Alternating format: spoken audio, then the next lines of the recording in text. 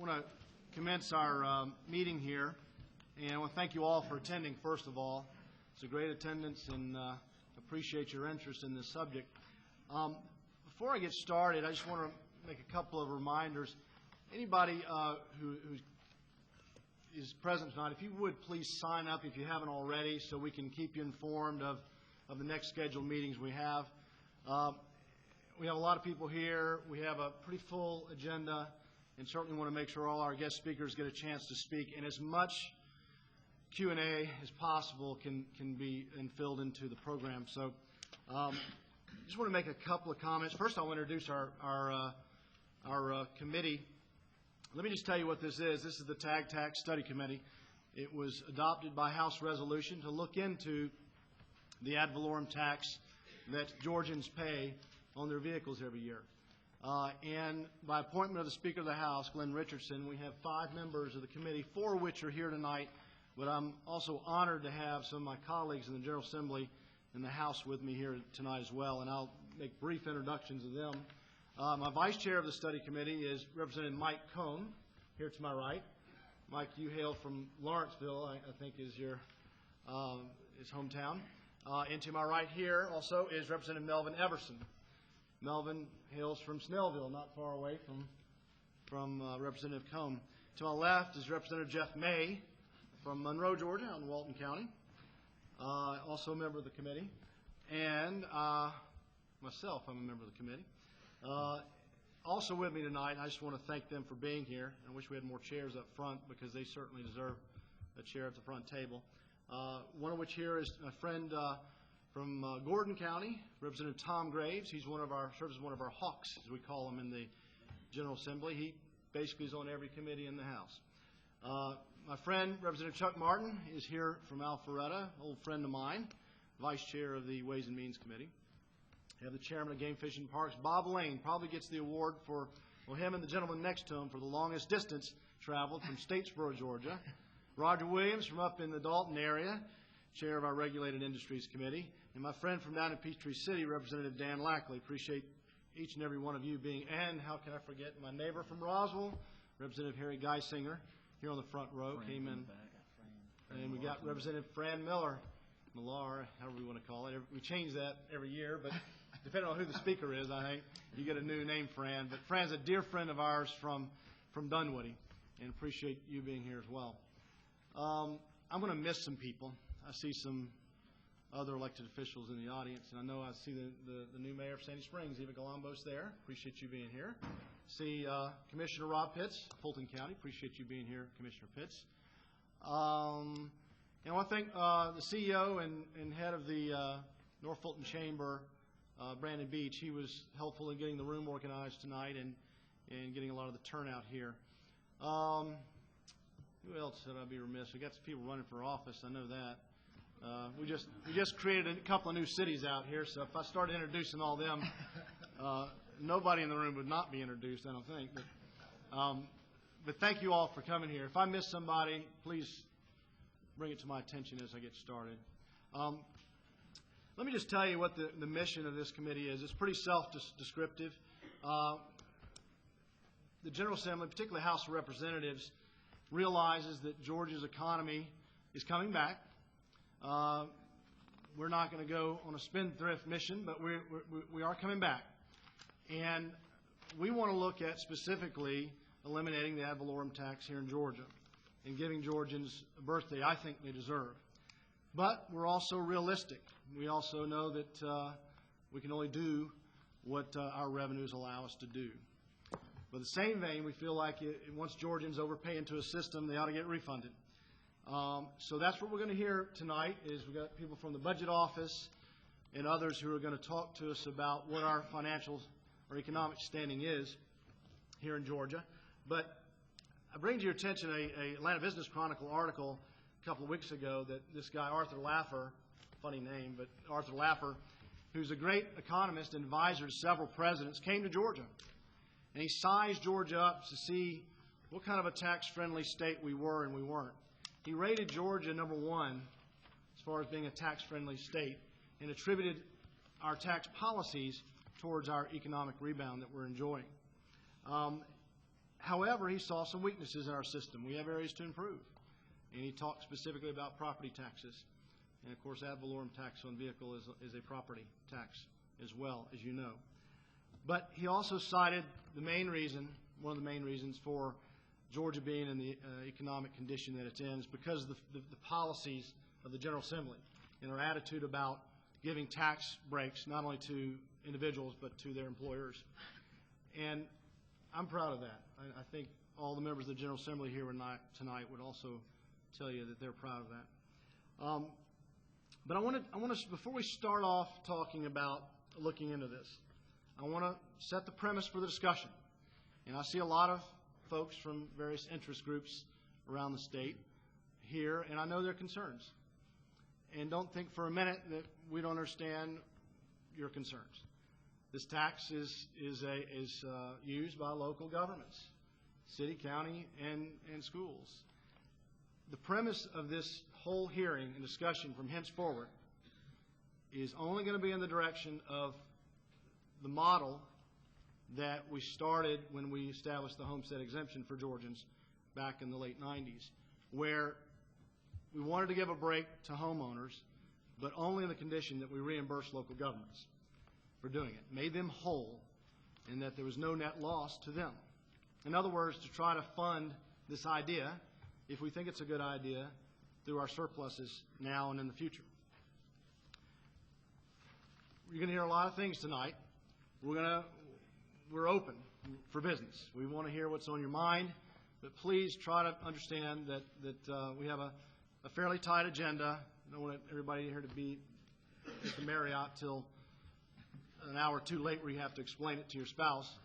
But I want to hear from you the best we can, and we may have to take some of the Q&A at some other meetings in the future. So just bear with us, but I want you to remember the premise under which we're going forward on this discussion. The idea is to try to reimburse our local governments, not to take it away from them. With that, I'm going to start the introduction of our guest. We have our first guest has come, and actually he gets the award for the longest distance traveled today. He came from Richmond, Virginia. It's Delegate Jack Reed. For us Georgians, we don't know what delegates are. That's basically a representative.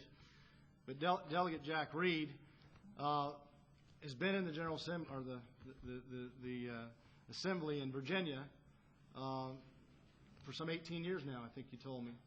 He's got a vast resume with a lot of awards, but one that stands out to me is that he has been a great supporter and was instrumental in Virginia taking the strides they took to reduce the ad valorem tax on vehicles and ultimately, I know it's the hope of the delegate, to eliminate it entirely. He's going to talk about the highs and lows of that process. Virginia is the most recent model that we have to go by. Keep in mind, Georgia is one of only 26 states that charges this tax to our citizens. 24 states don't charge ad valorem tax on vehicles. So with that, I'm going to ask that you please, well, let me finish introducing Delegate Reed. I mean, you don't do all these things and not have somebody talk about him a little bit. He chairs what they call the General Laws Committee in Virginia, which is a committee that, quite honestly, includes our regulated industries, our old industry committee,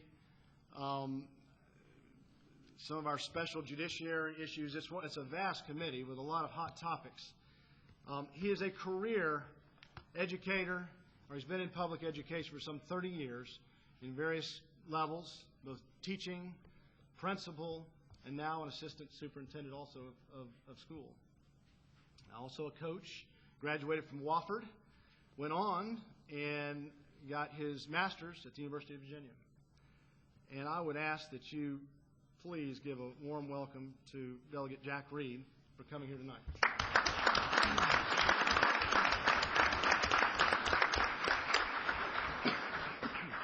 I really appreciate that welcome, and it's nice to be in Georgia. I was telling Mark on the way over here that Tuesday night I celebrated my birthday in Savannah with a couple of my former college roommates.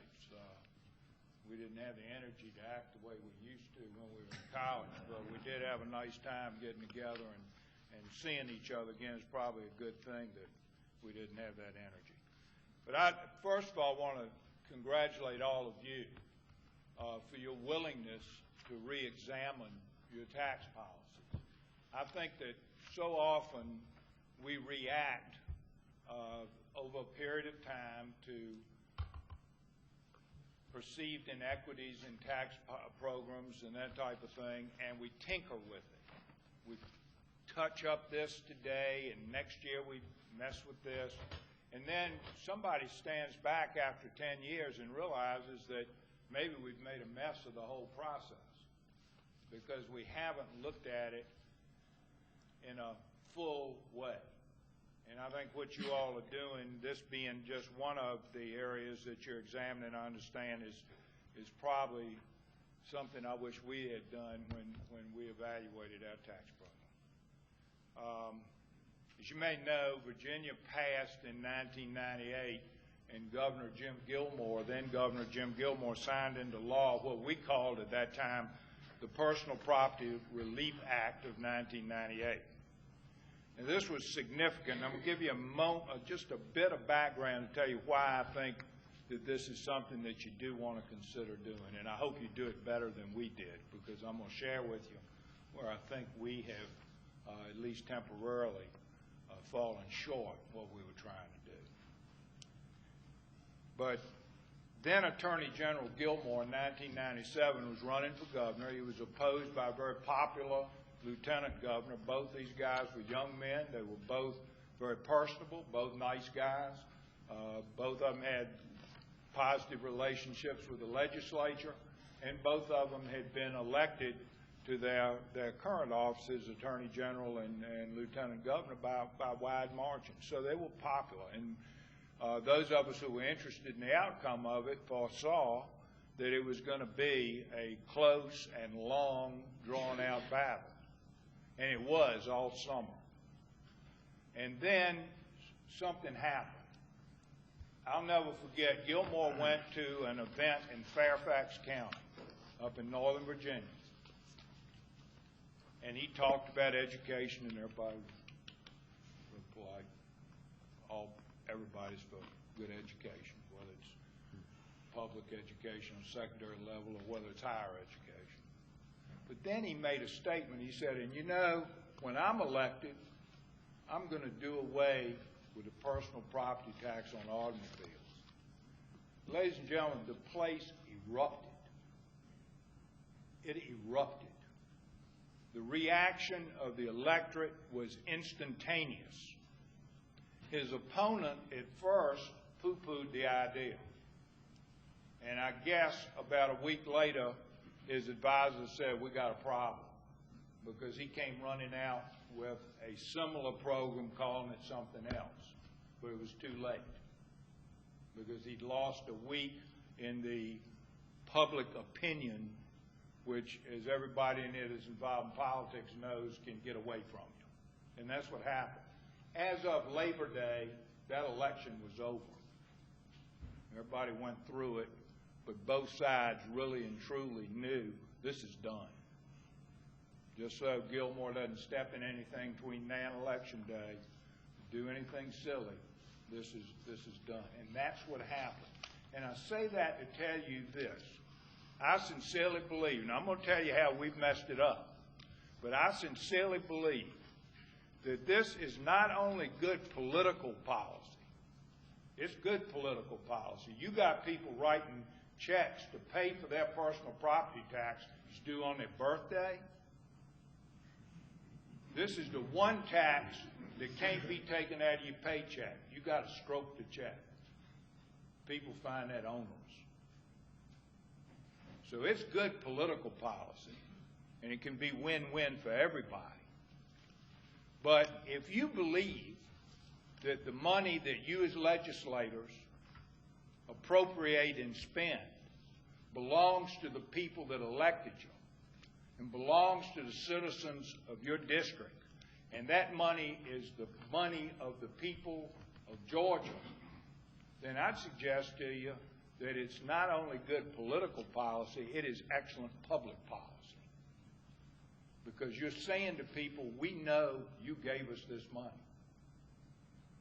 And let me share with you, some of the folks who were opposed to this said, oh, look, what are you talking about, $300, $400, $500?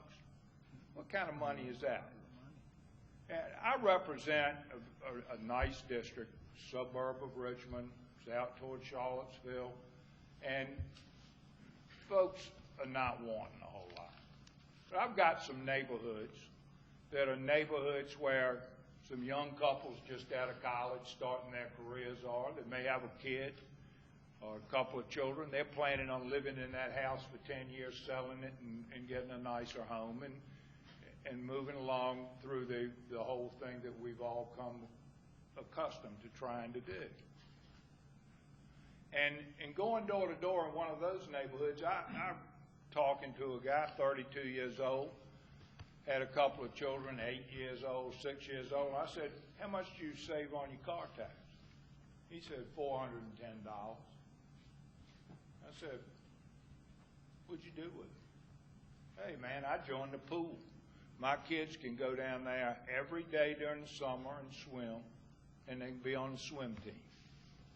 Now, hey, he wasn't planning on going to Hilton Head. Okay, that's something. He wasn't going to the Homestead. That wasn't his vacation deal. He didn't have that kind of income. But that $410 meant a lot to his family as to the quality of summer that they enjoyed. So to those people who say it's not enough money to make any difference, I suggest to you it is.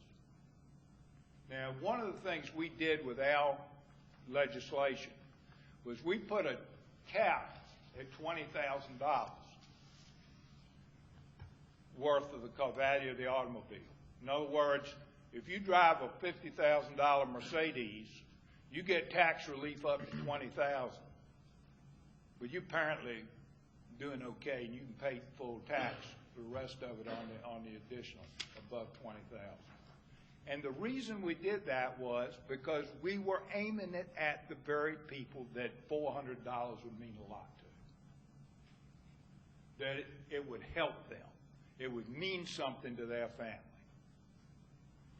Now, the guy who's driving a $50,000 Mercedes helps him out too.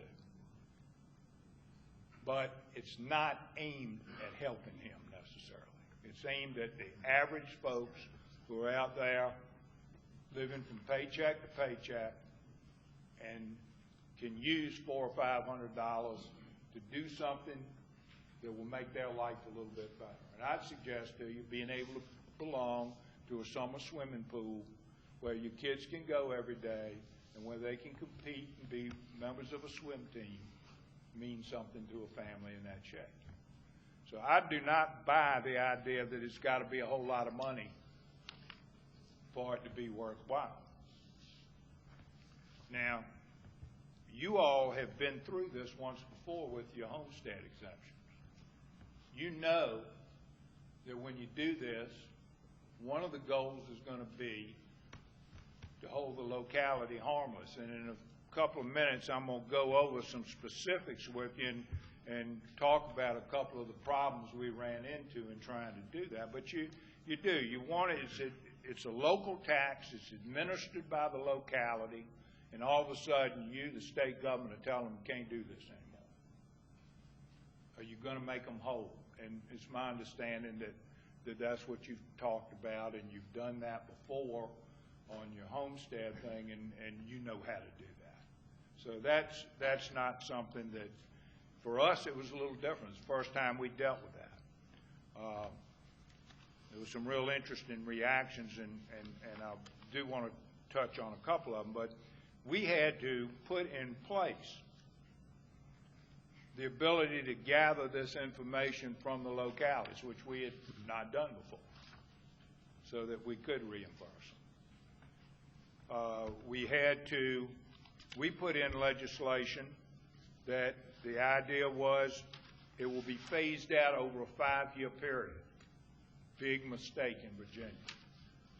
Anybody have any idea why? Governor can't succeed himself. only state in the union where the governor's a one-term governor.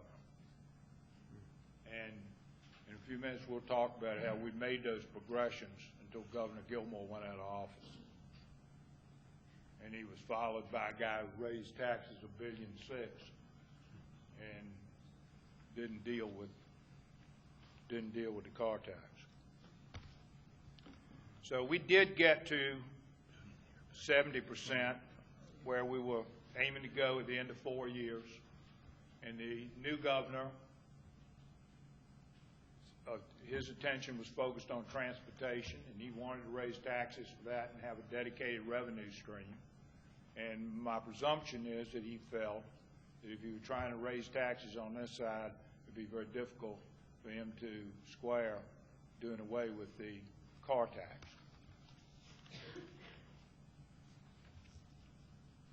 As I say, the critics of this, and there are folks who, and they have certainly can express themselves, and it's legitimate to believe that the state has responsibilities that perhaps would not square with what I think they are. I think one of the problems we have in state government is that we don't prioritize the things that are the state's responsibility.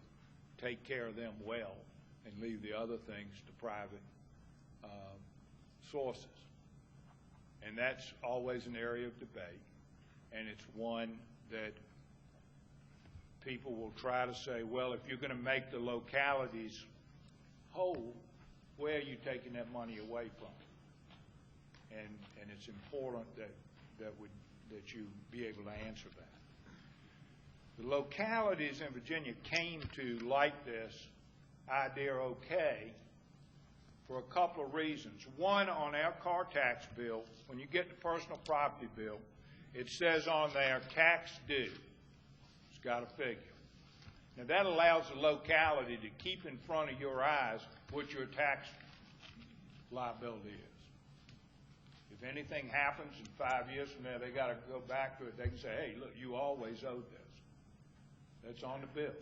Then it says qualified car tax relief minus X amount of dollars. Hey, those of us in the state government like that a lot, because when that person gets the bill and looks at it, they go, oh, that's that car tax they gave me.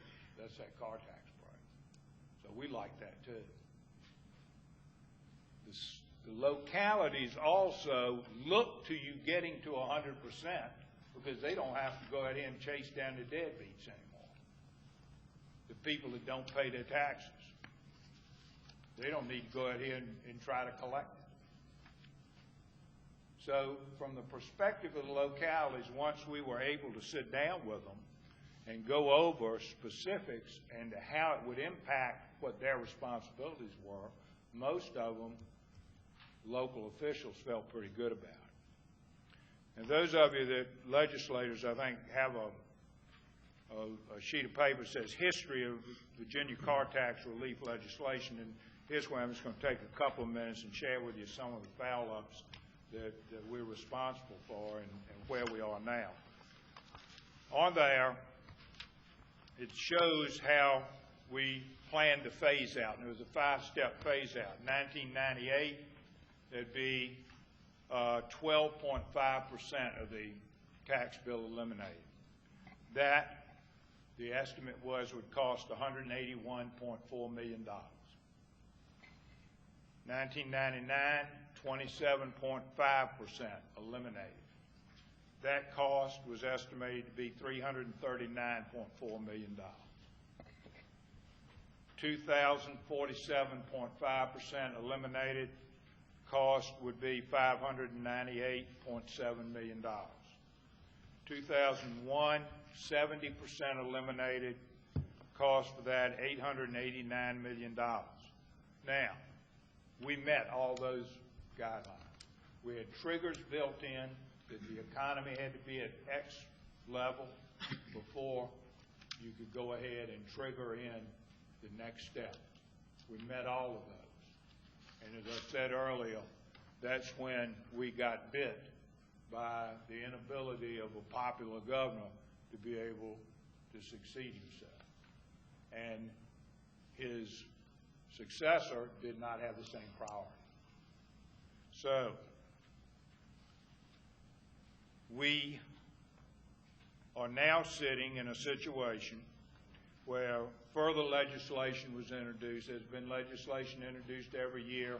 Some of the people who feel that we need to have a little more taxable income coming in have attempted to completely repeal the act. That has never gotten out of committee, but the efforts have been made. There have also been efforts made to do away, to go immediately to 100%, and that has gotten votes on the floor, but and gotten out of committee, gotten to the floor, but never been approved. One of the problems we ran into was that, and you probably have the same one, that localities, let's take Central Virginia where I live, City of Richmond, they're taxed $3.70 per 100 assessed value.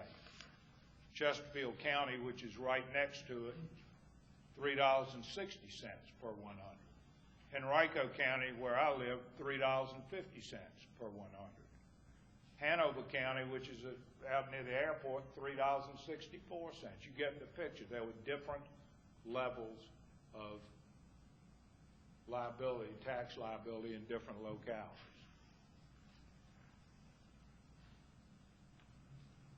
Those who opposed continuing to phase out also said, wait a minute, some of your figures are wrong. And they may be.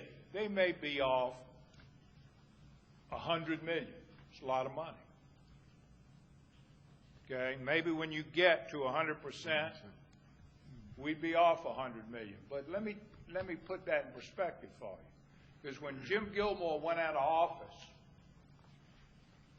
the biennial budget in Virginia was $48 billion. The budget we passed 2 years later was $63 billion, and the budget we just passed is $74 billion. And I would suggest to you that $100 million, if that's how much we might have been off in our projections, is a very small percentage of the growth of our budget. And we've been told by the folks who didn't like some of the tax cuts, well, you're going to take the money from education. Our education budget for public schools has grown 19% each biennium during that time, for a total of 38% since Gilmore went out of office. Our research dollars for higher education have gone up over 15%. So that just does not wash.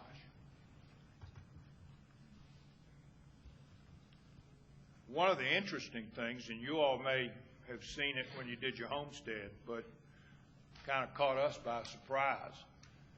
I don't know why. Sometimes those folks in local government are a lot smarter than those of us in state government, because they're working with this stuff on minutia all the time. One of the things we found was when we started talking about passing this legislation, the local government said, hey, let's raise this tax, because then we'll get the money from the state and we don't affect our people at all. They don't have to pay anymore. We just get some more money from the state. So we had to pass legislation freezing the tax rates where they were when the debate started, which met with mixed response from some of our friends at local government.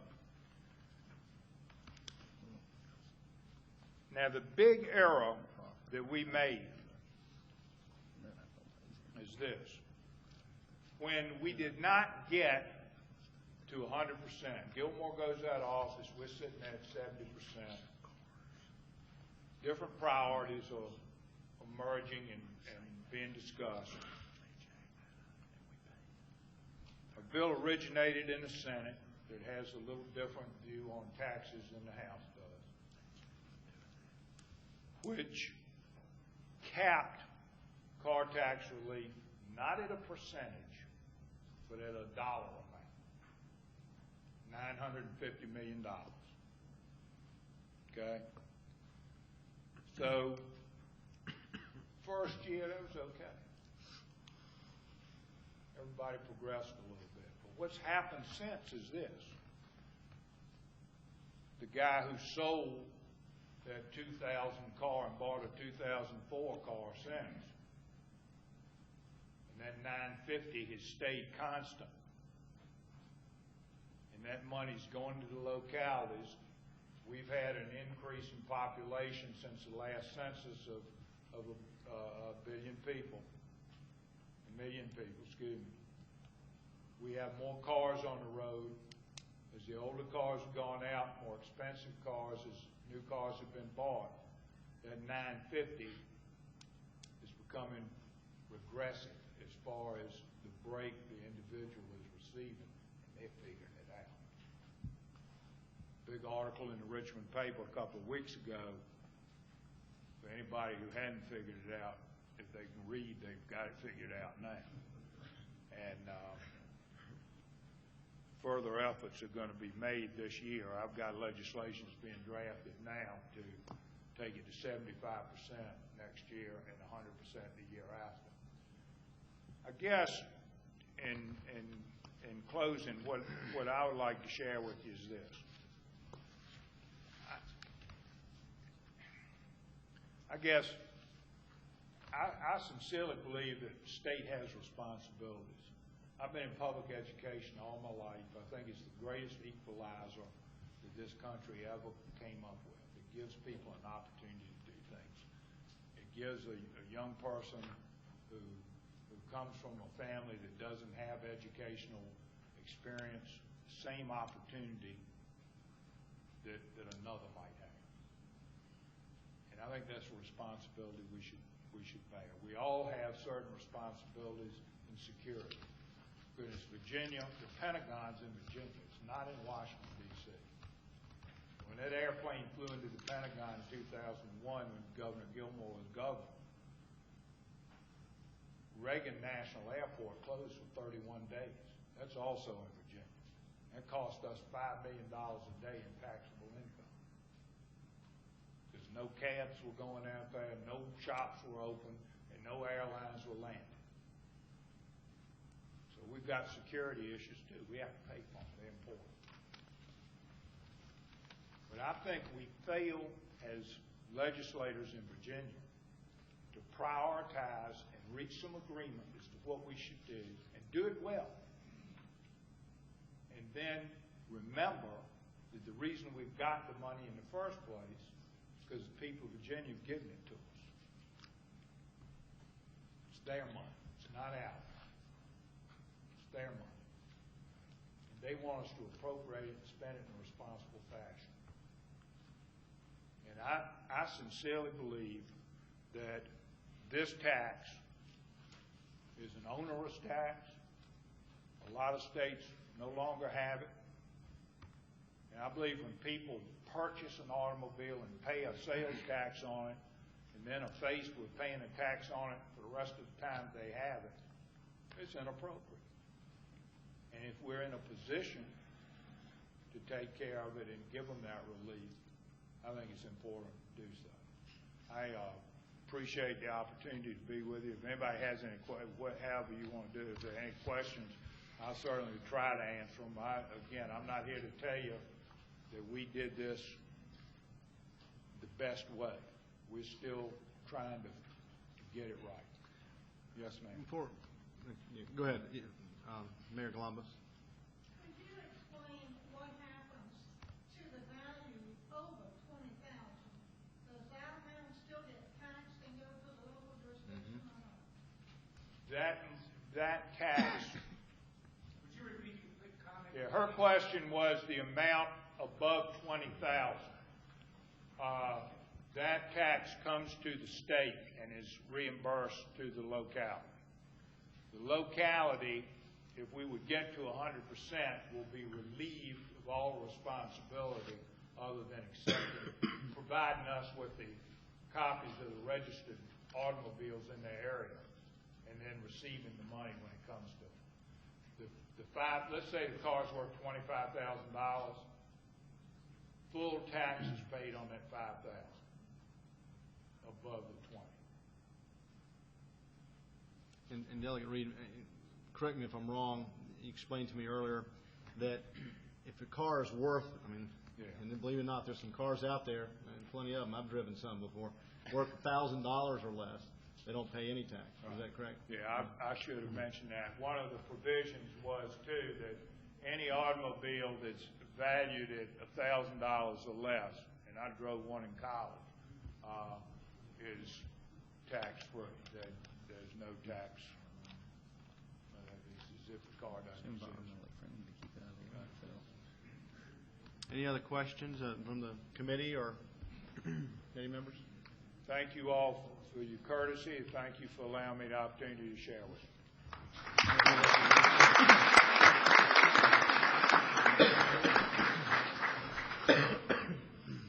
Thank you very much, Delegate Reed. Appreciate your journey down here and sharing with us. We'll be in communication with you again on the subject, I'm sure, and can't thank you enough for your presence here tonight. I'm going to turn it over to the Vice Chair of the committee to introduce our next guest, our special speaker, I should say, Representative Mike Cohn. Thank you, Mark. Someone told me we were supposed to be golfing today, so I came dressed as a golfer. I apologize. Normally I would come in my coat and tie. I have the honor and privilege to introduce our next speaker. Her name is Sabrina Cape. She's a CPA. She is the program manager for the financial management program at the University of Georgia's prestigious Carl Vinson Institute of Government. Ms. Cape is also an instructor in the state, school, and local government financial management certification program. She holds a BA from North Georgia College. She is a certified public accountant with auditing and local government experience. Prior to joining the Institute, Ms. Cape was a finance director and assistant manager for a local government. She obtained her auditing experience in local governments with a large accounting firm in Atlanta. And with no further ado, I'd like for her to come forward. Thank you.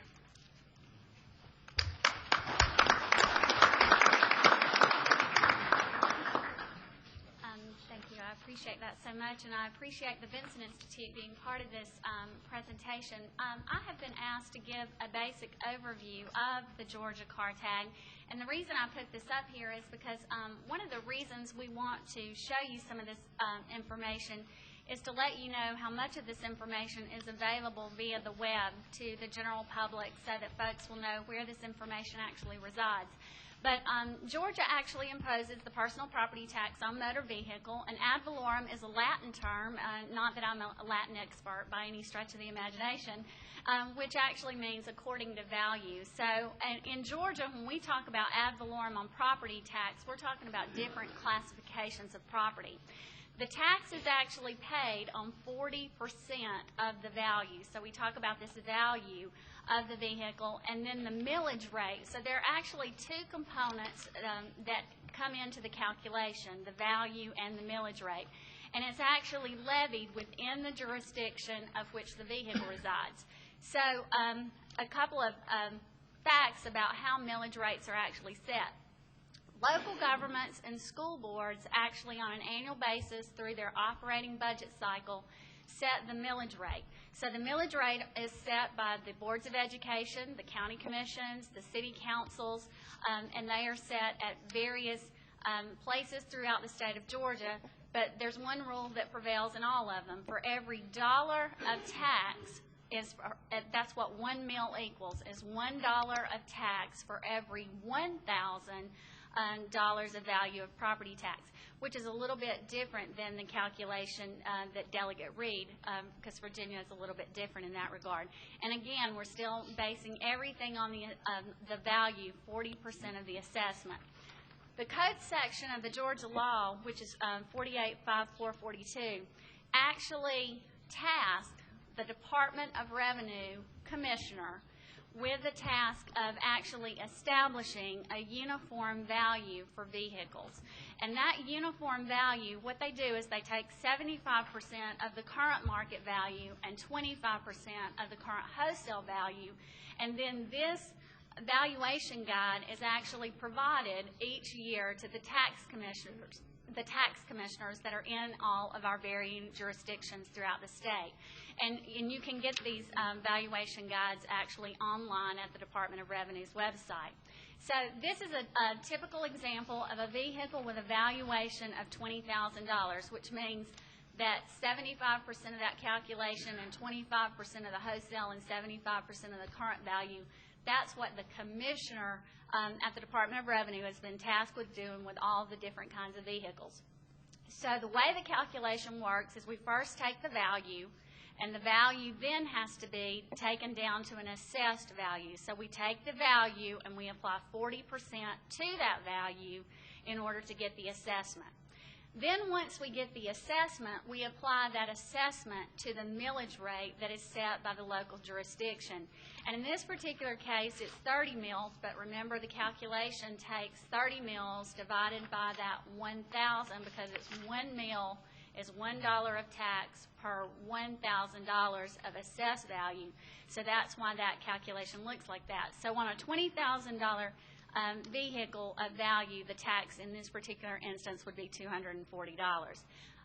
The reason I wanted to show you this is because a lot of folks don't realize that on the Department of Revenue's website, being a mom with 2 children, I drive a Honda Odyssey van, and that just happens to be the one that I picked on the website. And what happens on this particular website, you actually put in the make and the model of your vehicle, and it will actually pull up for you what the valuation is, and it will even do the math for you and do the assessed value over to the right-hand column.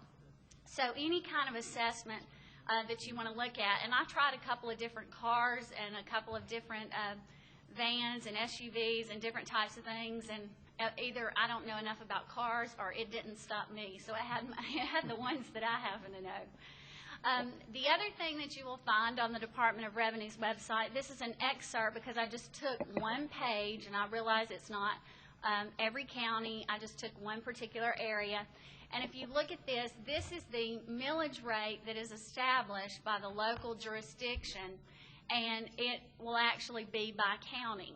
And so you will see the municipalities, the cities within that county, and you will also see the county as well. So in this particular case, if you take a look, you will see Atlanta's millage, Alpharetta's millage, College Park's millage, East Point's millage, and so you could actually make these calculations for all the impacts of the actual tax. So to take a couple of things, I took my van example that I had just shown you, and I took that value at $8,330, and then from that value, I looked at the millage between Alpharetta, Atlanta, and East Point to show you the differing millage rates throughout 3 different cities, and you can see the tax calculation that is actually done here so that you can see the impact. Another question that I was asked is about how many vehicles we have in the state of Georgia. This information is from the Department of Revenue, and this is the information I was able to obtain from 2000 through 2005 to show you that vehicle registrations have in fact changed and differed over time. They've gone from a 6.7 million up to over 8 million in 2005. Again, the Department of Revenue's website is an excellent source, and this is an actual place that you can go on the website, and because all of the counties use the same software system, you can, and I printed this on Friday, you can get an up-to-date how many vehicles are actually in registration at the state of Georgia. In addition, on this website, you can actually select the county and actually see how many vehicles are within that county. And of course, keep in mind that there are always transactions that are going on a daily basis, so of course, depending on what's going on, those numbers might vary, and I'm sure the tax commissioner may be able to answer any other things you have on questions you might have on this. Another question when it comes to vehicles in Georgia is what is exempt when it comes to Georgia? And when it comes to these exemptions, if it's a non-resident or a visitor or a non-resident military personnel or non-resident students, these are all exempt, which means they do not follow the registration process in Georgia. So, of course, they would not be included in any of those registration numbers. When is it due? Well, The technical term is the primary owner is the owner that shows up first on the title. So the first person on the title is whose birthday that it actually equates to, and we call that birthday our primary owner registrations period, is what it's technically called. So this will tell you kind of when the tax is actually due. When it comes to a new tax or a new tag or a new registration, there are 30 days from the date of the purchase in which someone has to come in and actually register. And if they're a Georgia resident, they have 30 days to actually do that transition and to actually register that. One of the other questions that I was asked to address is what is the revenue that is being generated from the ad valorem tax on motor vehicle?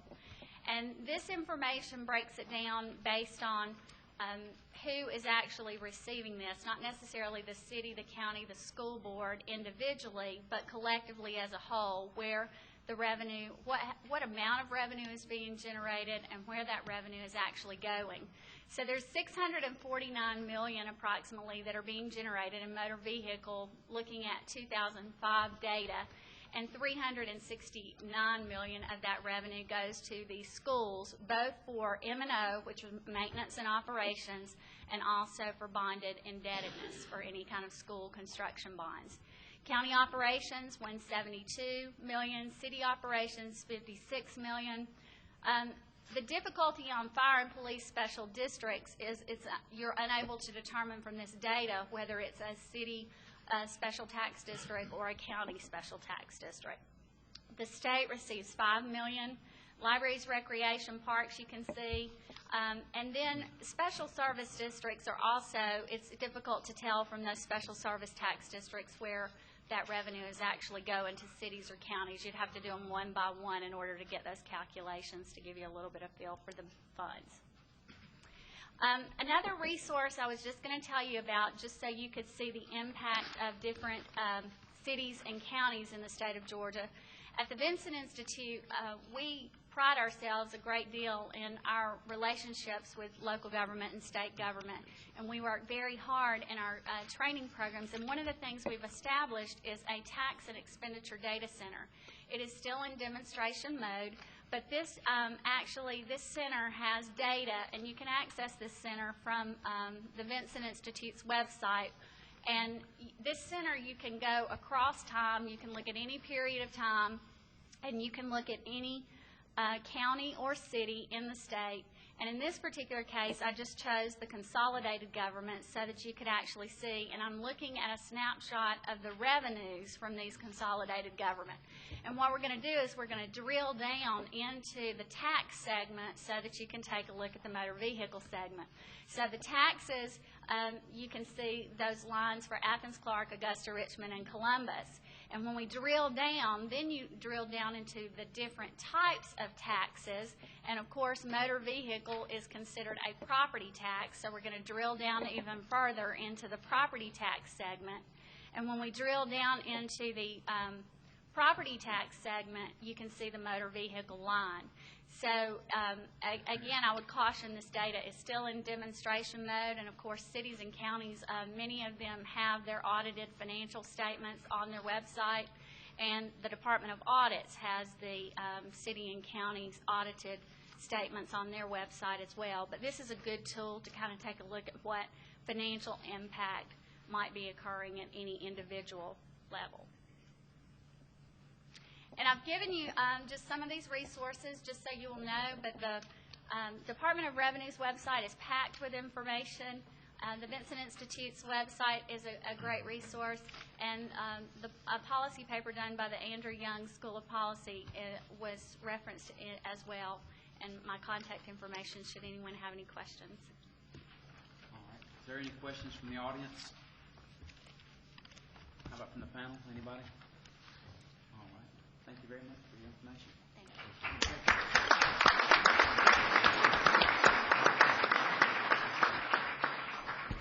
I'm going to stand up for these next introductions. They're too short, standing up or sitting down to be heard, I'm sure. Before I go forward, first of all, Sabrina, thank you for the great presentation. And Jim, Ledbetter, you still, thank you for what you do, the Carl Vinson Institute. It's a great asset to the state, and appreciate you being here tonight. Before I go forward, I want to recognize one other new member of the Georgia General Assembly, Mark Hamilton. He's Representative-elect back there in the back. Thank you for being here, Mark. To give us an update on state revenues tonight, we have actually have two experts in the room that are talking about assets. They're real assets to the state over their years of service, and particularly to us in the House as we annually go through our budget process. We have our director of the House Budget Office, Charlie Walker, right here. Thank you for coming, Charlie. And John Brown, who's the deputy director, who's going to speak to us next. Before he speaks to us, give him a little introduction here. And I really appreciate you being here. I'm looking at your bio, and you have 5 children, so nothing going on at your house, I don't think, tonight, I'm sure. But John graduated the University of Georgia, bachelor's in business administration, got his MBA in finance from the University of Georgia as well. Has been with the state of Georgia over 20 years, and 15 years of the 20 working for the Office of Planning and Budget with 4 different governors in Georgia. Now, you know how hard-headed and strong-willed some of our governors have been. That says a lot, and hats off to you for all your work. I spent a number of those years working in education, finance, and on the QBE formula. Please give John Brown a warm welcome for us tonight.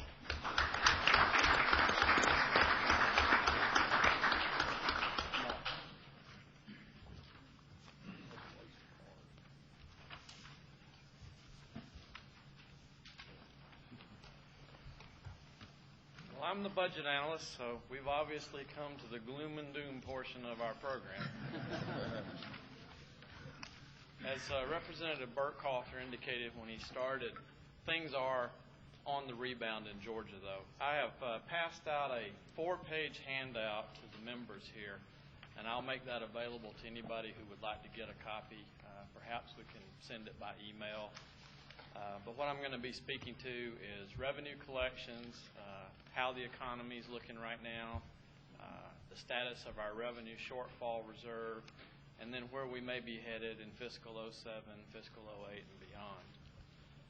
To the members, if you look at your handout, the first page is a 10-year summary of revenue collections and expenditures and the surplus or shortage by year. What you'll note is obviously in 2002 and 2003 we were faced with one of the worst recessions and downturns we've seen in this state.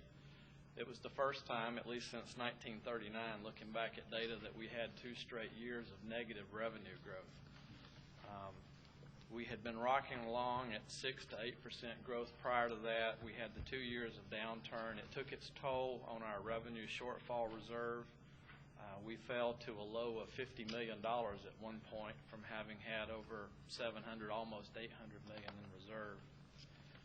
In 2005, fiscal 2005, we managed to rebound with 8% revenue growth and a $363 million surplus. What that allowed us to do last year was get our revenue shortfall reserve back up to about a $200 million level.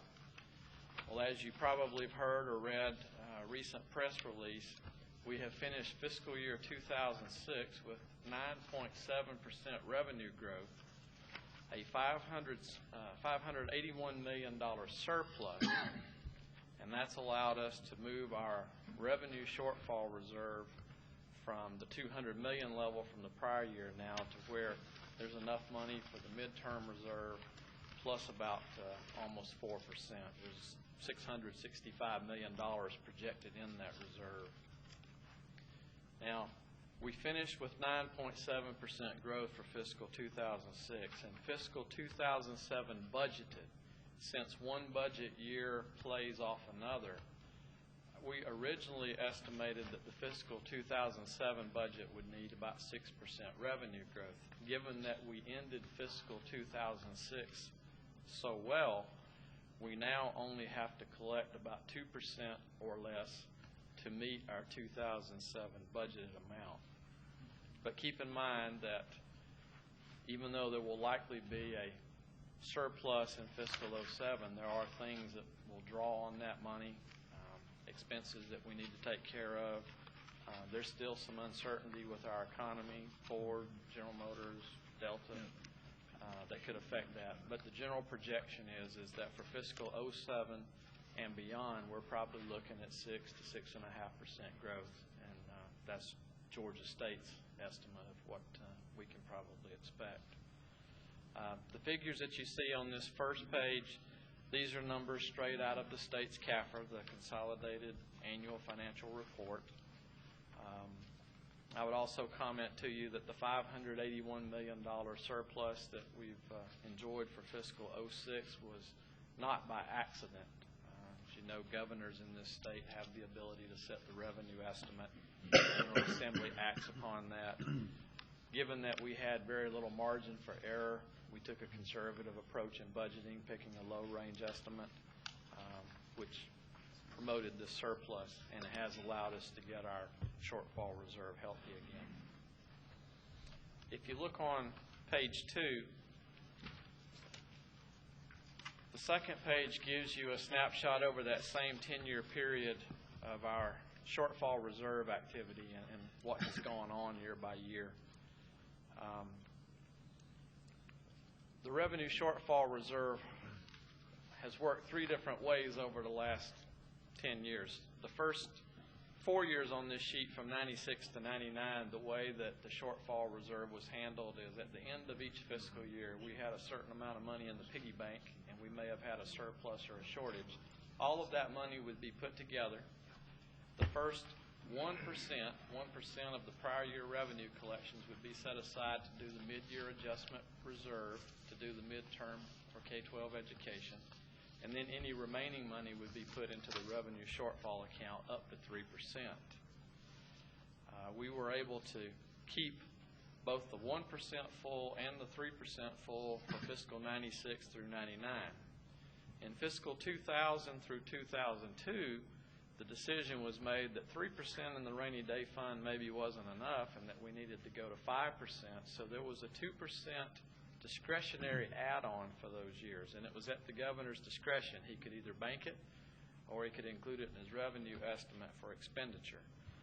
In this case, in fiscal 2000, we added 1% to get to 4% total, and then in fiscal 2001 and 2002, we added another percent. So we had 1% for education midterm, and we had 5% in the reserve fund. But then tough times kicked in 2003 and 2004. We ended up drawing money out of the shortfall reserve in order to balance the budget. As you can see, in fiscal 2004, we fell to a low of about $52 million in the revenue shortfall reserve, which was less than 1%. Actually, it was less than 0.5%. But then in fiscal 2005 and 6, we made a comeback to get to 257 in 2005 and the 665 now. But we've also had a change in the way the shortfall reserve is handled, in that we really only have one reserve now. There's not a midterm reserve and a shortfall reserve. It's really just one reserve. But in our mind, we still carve out 1% to do the education midterm, and then we can have up to 10% in the total reserve fund. As things stand now for fiscal 2006, we have the 1% for education, and we have about 3.83% based on the press release of a couple of weeks ago in the revenue shortfall reserve. As to the policy of what the governor and General Assembly will do in terms of, you can go up to 10% shortfall, whether 4% is adequate. Anything over 4% can be budgeted. But whether someone will make the decision to bank more money or stay at 4% and consider that full, that's a question to be answered. But this is the history of the shortfall reserve. On page 3, going back to revenue collections just a moment, where are we headed in the future? We just finished with 9% revenue growth. I mentioned to you that it really takes less than 2% now to meet our 2007 budget amount. We will grow at more than 2%, probably in the 6 to 6.5 range. And if that's the case, In 2007, we have a potential for $700 million additional dollars out there. Now, how much of that would be consumed by various demands, how much one would want to bank in the revenue shortfall reserve, all those are questions to be answered. But in 2007, we're probably on our way to another surplus. Now, for fiscal 08, the budget that you'll deal with when you come back, if we grow at 6.5%, what you're probably looking at is roughly $1.2 billion in new dollars.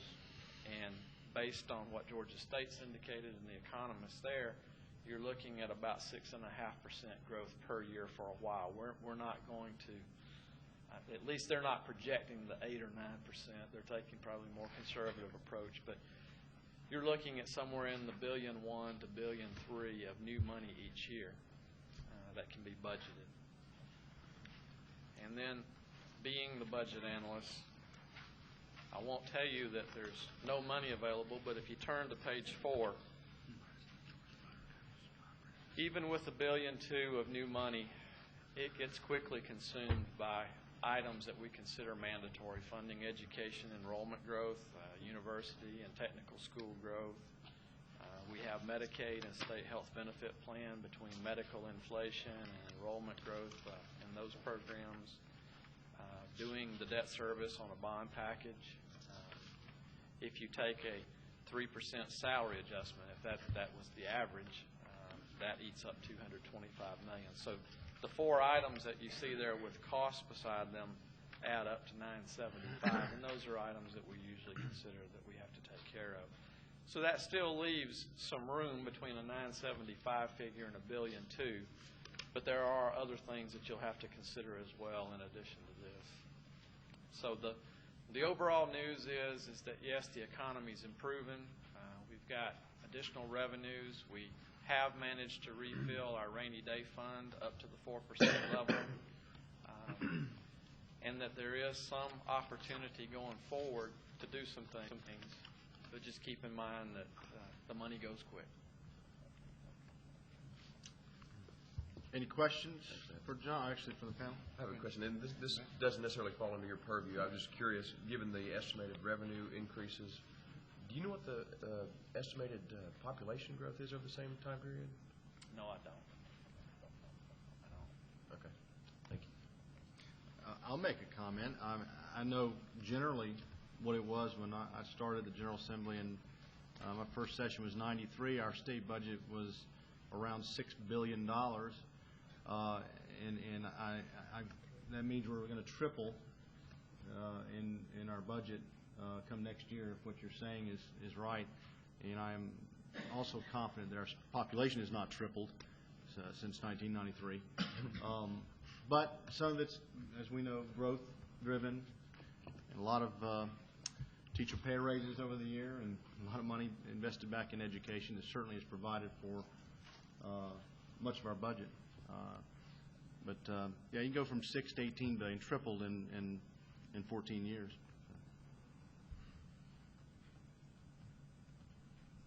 Any other questions for John or the panel? Thank you very much, John. Appreciate you being here.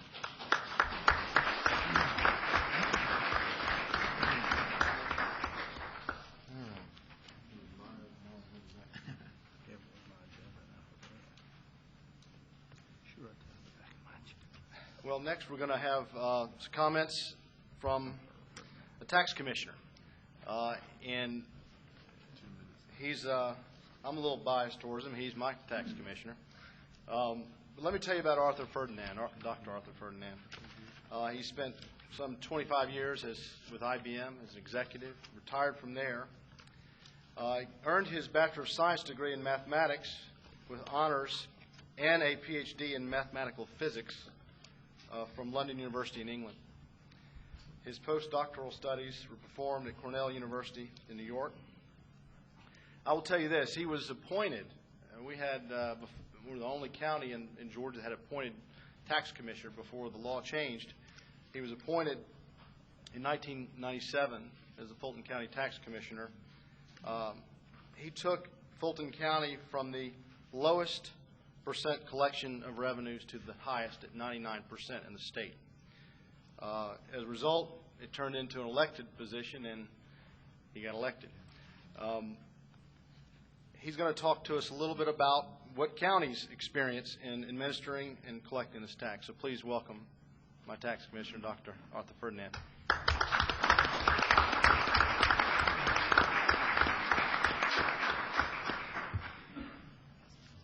Thank you, Representative Buchalter. Good afternoon. I'm the tax commissioner of Fulton County, and to give you a little perspective, let me give you some numbers. In 2005, automobile and small truck revenue was $75 million. The total motor vehicle revenue in 2005 was $98 million. To put that in perspective, the 2005 real and personal property taxes was $1.3 billion. And the 2006 personal and real taxes was $1.4 billion. So $98 million compared to $1.4 billion, taxes versus motor vehicles. The total billable properties in Fulton County for 2006 is 303,745. The number of small automobiles and trucks per the gratis system, which is a state system, was 425,000. In my office, we pulled the files this morning, and the number of registrations that we processed in 2005 was 669,000. Number of titles processed, 151,000. Internet renewals is big in Fulton County. We had in 2005 63,000 internet renewals for a total of $13 million. And as Representative Buchalter said, our revenue collection is about 99%, 99 plus.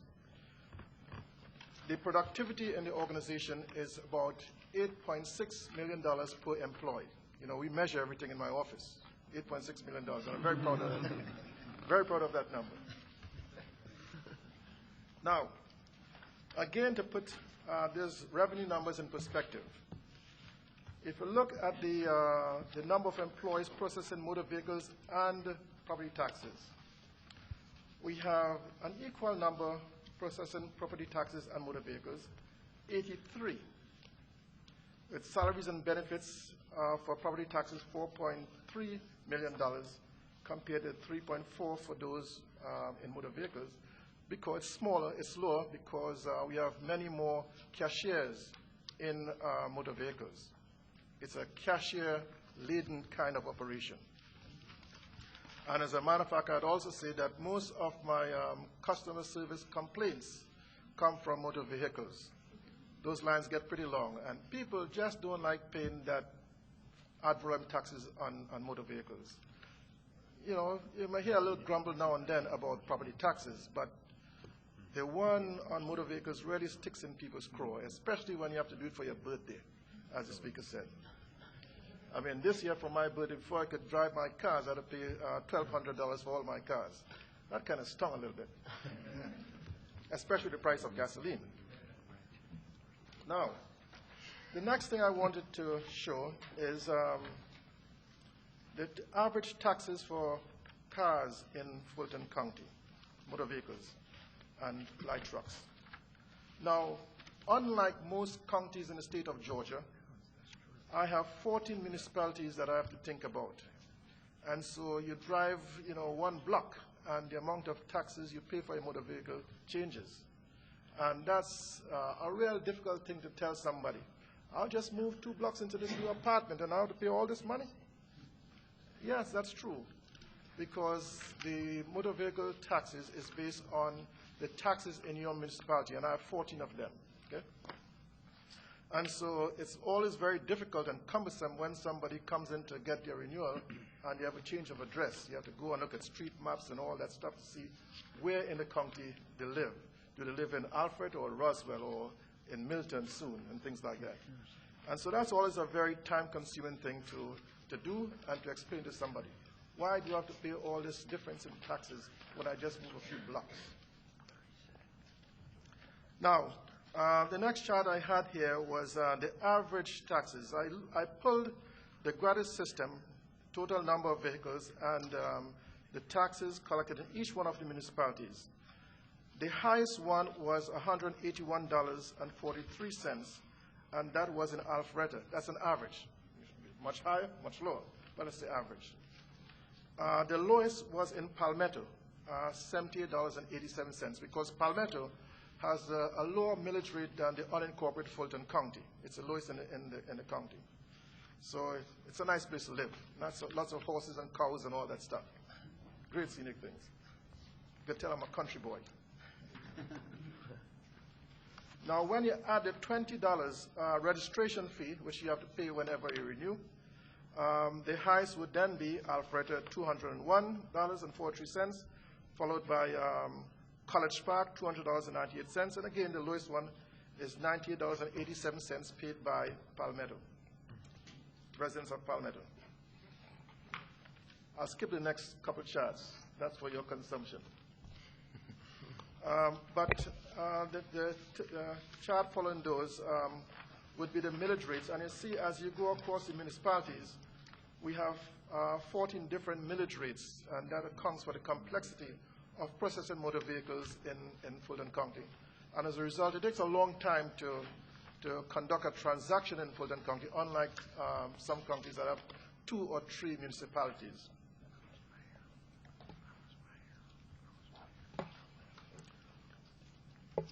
What I then looked at is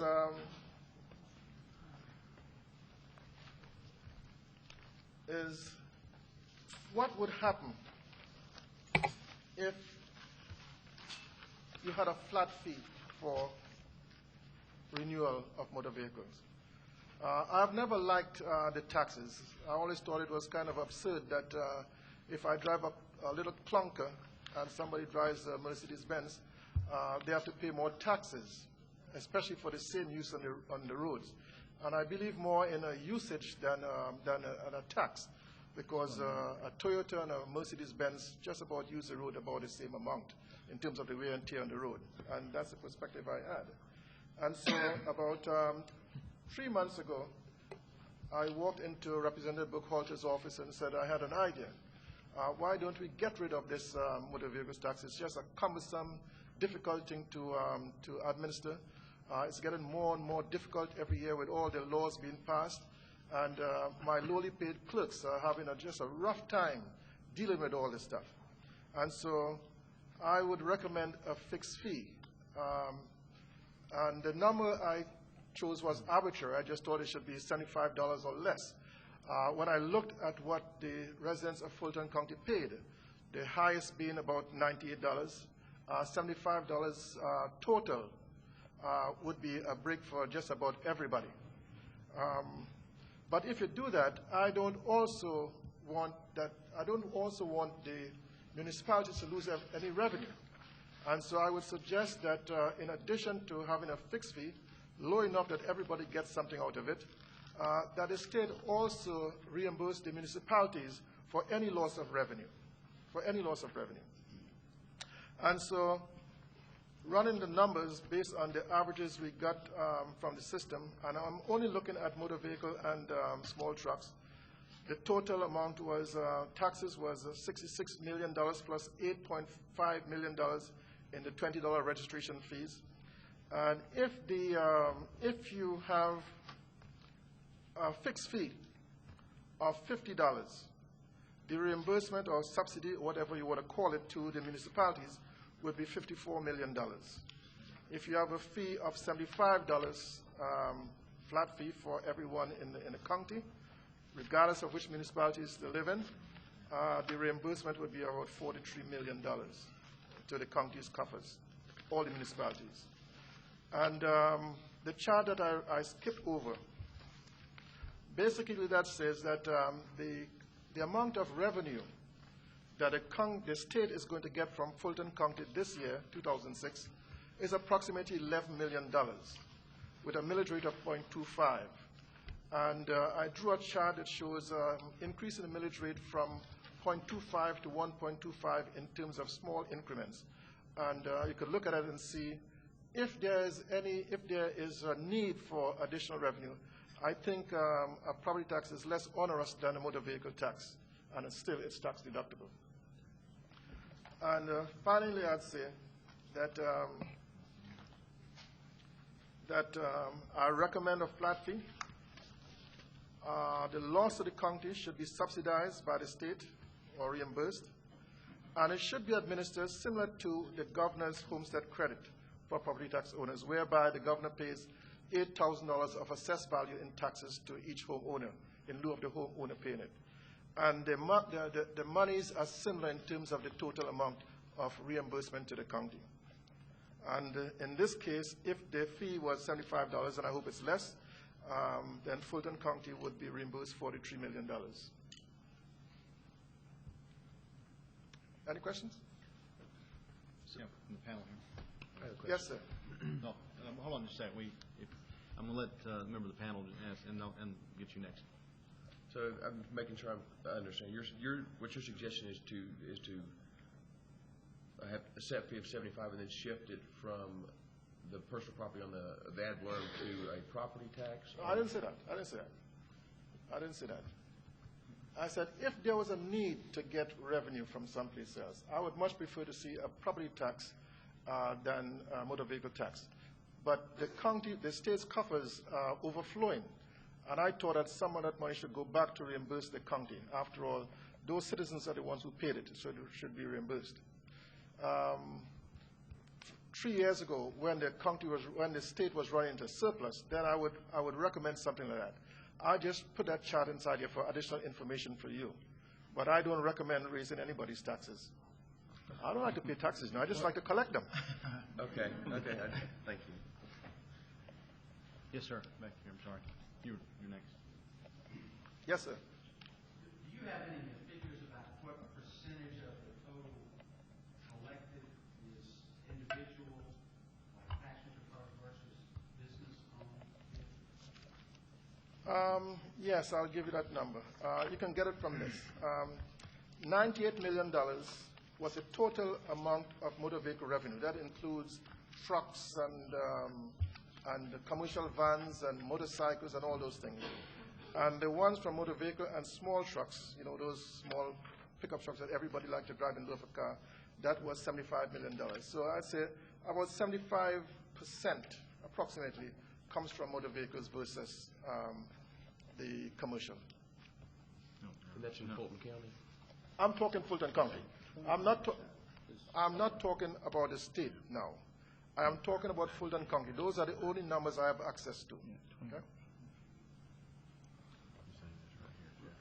Anybody else? Mr. Chairman. Sorry. Go ahead. Commissioner, let me clear that up. I think you said that about 75% was commercial. Isn't it the other way? No, the other way. The other way. The other way, yes. About 75% is, About we think is 75% personal. automobile and small trucks. You see Okay, from perhaps- the two line, Right. two first figures here. I'm sorry. Yes, sir. Yes. That's correct. Ferdinand, back of the room. Back of the room. Yes, ma'am.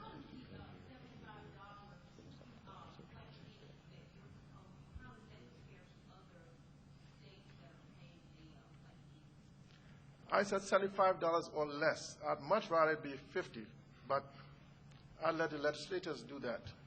When I lived in New York, I think I paid about $50, and that was about 20 years ago. I don't know what it is today.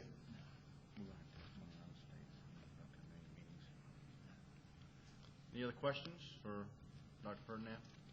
Not, thank you very much, Dr. Ferdinand. Appreciate you being You're here. quite welcome.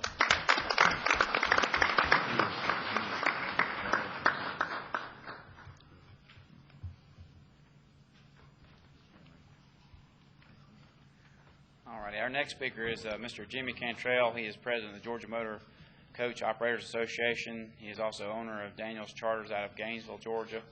He's a 2006 recipient of the Vision Award for National Excellence by the United Motor Coach Association. And I hope, Jimmy, you should come forward. Thank you.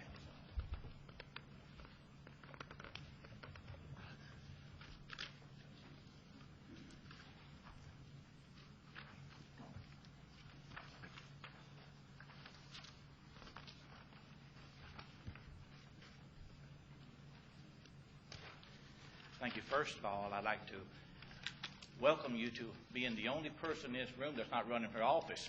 But if I was, you know what I would say? No taxes on tags. That's pretty clear tonight, I think, is one of the things. First of all, let me explain the motor coach industry and what it does and what it represents and how the tourism is.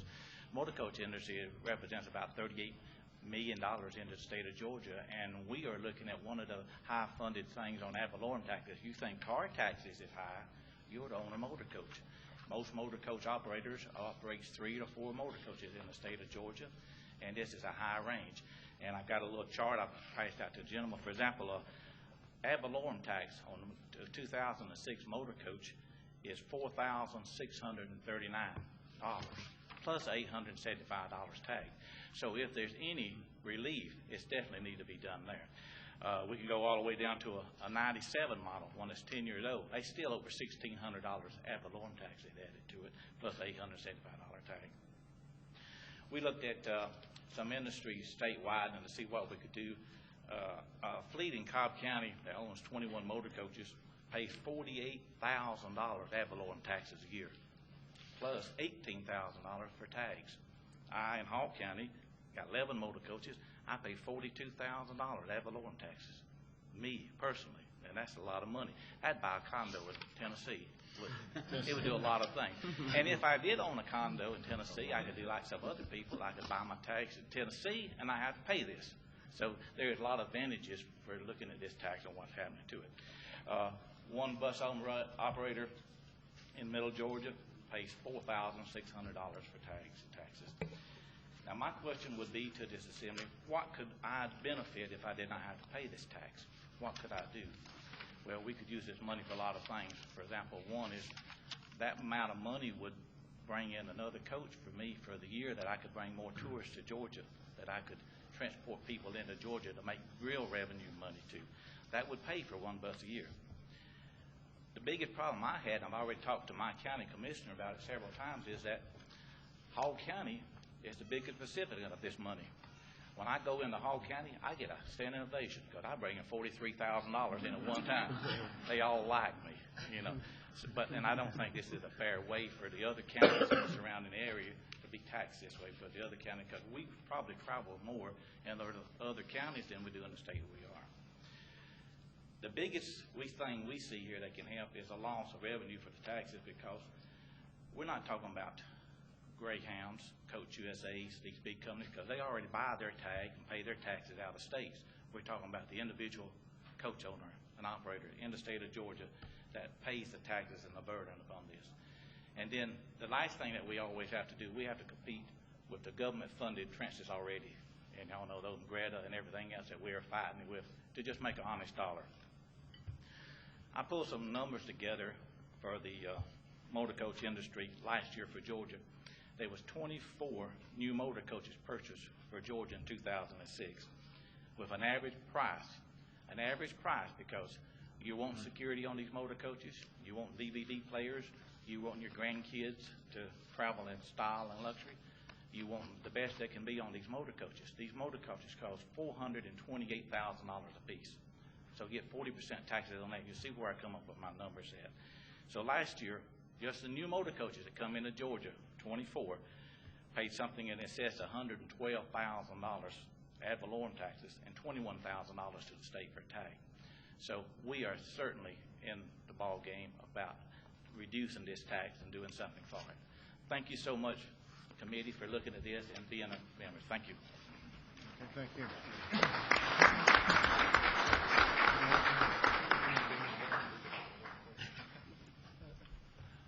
Tell you, Jimmy, you do real well at the General Assembly. As a lot of folks that get down to the well, as we call it, and talk too long, and their bills die because they speak, won't shut up. We're kind of ahead of schedule. We're now to the latter part of the agenda where we have comments from questions from not only the panel but from all those here tonight. First, members of the panel, any questions or any comments you want to make about tonight's presentations or about the next, any ideas for the upcoming meetings we're going to have? Representative Cohn? What is the one sticking point that you're hearing from interested parties about why we should not do this? Well, and just so everybody knows, good question, Our subsequent meetings, I fully intend on inviting, and I hope you'll contact my office or any of the members here's offices about wanting to testify, wanting to come and get on the agenda. I think it's fair to say that we need to get more testimony about other states, their success and failures. Virginia is not the only state that's tried this or has eliminated this tax.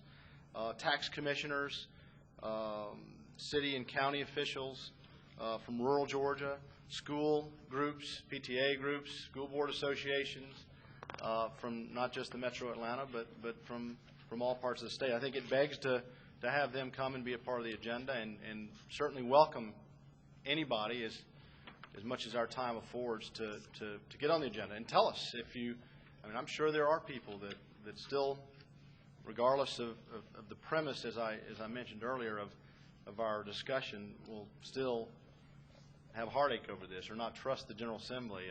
And I noticed the representative from the County Commissioners Association, I don't know if she's here tonight or not, but question about whether or not this House leadership, which is dedicated towards reducing the tax burden on individuals and businesses here in Georgia, stays around.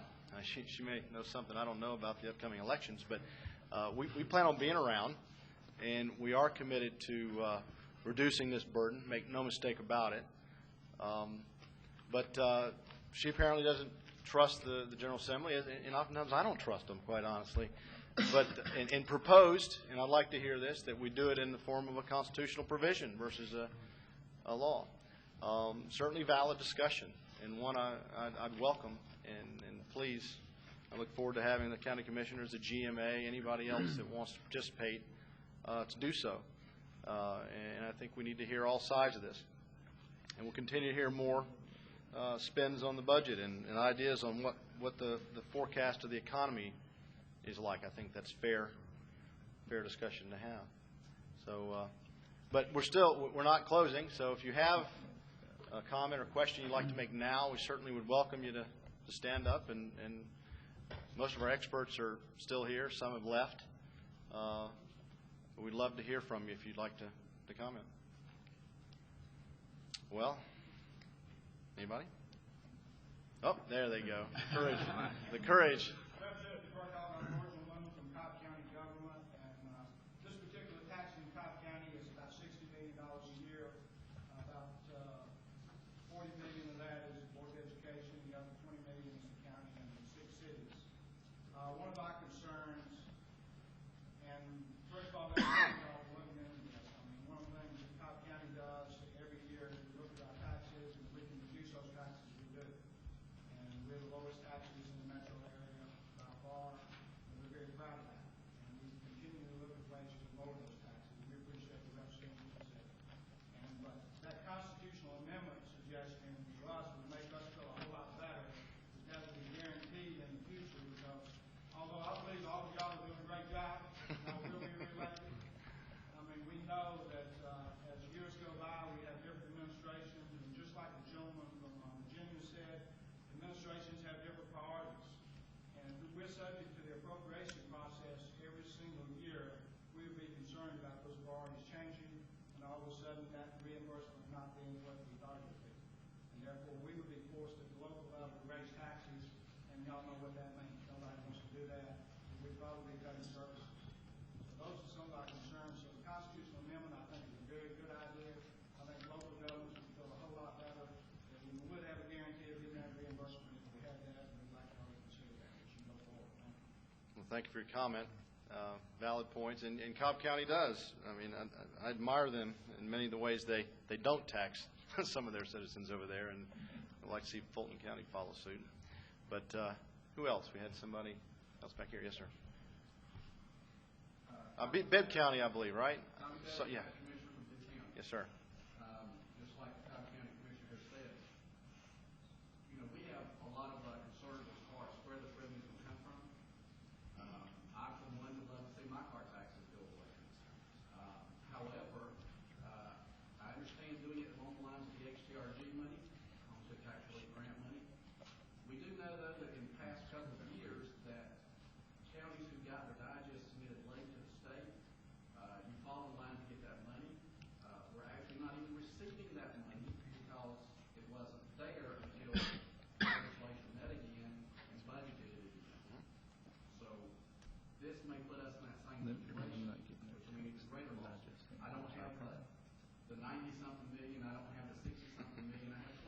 That's right. I'm a smaller county, only got 100-something thousand automobiles. But that 20 million to me still is a great deal, just as it is to these other counties. Well- So we would be real concerned that if it's going to be funded, we'd like to guarantee that it's going to be funded and not something that we've got to take a chance on every single year. It's just like Virgil said, we've got to realize then where we can get that extra money from. Sure. So just something for you to think about whenever you get ready to do this. I appreciate your comments and would invite you, I mean, Bibb County is not so much small anymore. It's growing, I know, there as well, but love to have you, if you want to participate in one of the upcoming meetings, be part of the agenda. Would invite that, actually. Because I do know, I mean, as you look at the spread on counties, there's some counties that rely a whole lot more on this tax than others. Even though if they're reimbursed, I can see how expecting a reimbursement for a large percent of my digest would be a year-to-year worry, I'm sure. But there again, back to our premise, we're marching forward. I think I speak for all the members on the panel in making our local governments whole. And you know, we realize that the economy goes up and down, but this year I think you saw pretty responsible acts of the General Assembly when we had this windfall of money and we reinvested, a lot of which at Governor Perdue's initiation, back into education, which took it on the chin for so many years, and still taking it on the chin, quite honestly, compared to some past years. But we're sensible about our approach, but we're also equally committed to returning it to the folks that overpay into the system. Just remember that as we march forward. Hey, Mark. Yeah, Fran? I think you have to remember that when you look at this particular tax, we're looking at this in the context of a whole bunch of things with tax. We're looking at the state income tax. Probably the biggest item we are planning is how we're going to fund public education going forward. That's another area. And I think this committee is smart enough to know we're going to do this in the context of the whole, not revamping the entire tax structure. But I do think, and I commend you for this, I think the biggest advantage of looking at this is it's not a tax cut for the rich. When you look at a $20,000 cap on the value of a vehicle, it's the middle class guy, the gentleman from Virginia. I guess their budget is twice as large as ours because it's biennial. But the guy that had the $400, he wasn't going to Hilton Head, but he was going to join the local swim club because he now has the $400. I think that's the biggest advantage of this type of approach with this cap of 20,000 is it hits the middle class guy, and you can point to it that way, and that's where you're giving tax relief. So again, I think it's got a lot of merit. I appreciate you being here tonight and your comments. You're right. I mean, one last comment I'll make and is say that it transcends party politics and your economic status, but it returns it back to the people who paid in, and it's a simple theory. And I sound like an echo chamber, but I think we need to be conscientious of that, and regardless of who it benefits. I mean, and not just one segment of Georgia. But appreciate you and appreciate all the members of the General Assembly who took time. Representative May. Thank you. From the time I was first appointed to this study committee, I was excited about the possibility of cutting taxes in any manner. In hearing the testimony tonight and some of the things that we've actually had the opportunity to look at tonight, and I look forward to hearing the testimony in the meetings coming up, but the possibility of reducing or eliminating this tax, Mr. Ferdinand had mentioned that 75% of the taxes in Fulton County roughly were for personal use and 25% were fleet vehicles, if you will. And I'm curious, with the reduction of the elimination, what type of potential impact that might have on attracting businesses if we can reduce some of the burden that it may not only be causing individuals, but businesses as well. Also, given Mr. Cantrell's testimony on the Motor Coach Association, given that tourism is the second largest industry in this state, if we can do something to help or stimulate in any manner the possibility of additional tourism, that we're going to generate tax revenue in other ways, while at the same time relieving the burden on the business owners and the individuals who are currently paying that tax. So I look forward, moving forward, to additional testimony and hearing what everyone has to say, both good and bad. I want to hear all sides of the argument. That's a good point. Representative Mark, Martin. I know we're ready to get out of here, but I want to thank you for bringing us up to Alpharetta in North Fulton. It's the 47th district, and I welcome you all. And if I'm not out of order, Mr. Chairman, I want to let folks know that Chairman O'Neill's study committee will be meeting down at the UGA campus in Griffin on Wednesday at 11:30. You can call Kay down in the chairman's office at 404-656-5103. That's the committee I sit on with Chairman O'Neill to look at the overall tax structure, and again, compliment you on this committee because it says a lot. The gentleman from Cobb talked about raising local taxes. They're all local to me. And I mean, I hear what you're saying, and I don't disagree with the Constitutional Amendment, but you look at this in the overall picture, we get them all from Georgians. And I thank you for bringing it to Alpharetta, and if it's okay, we'd invite everybody down to Griffin in Representative Knight's district for Chairman O'Neill's meeting. Well, you're not the only one that's partial to Alpharetta, but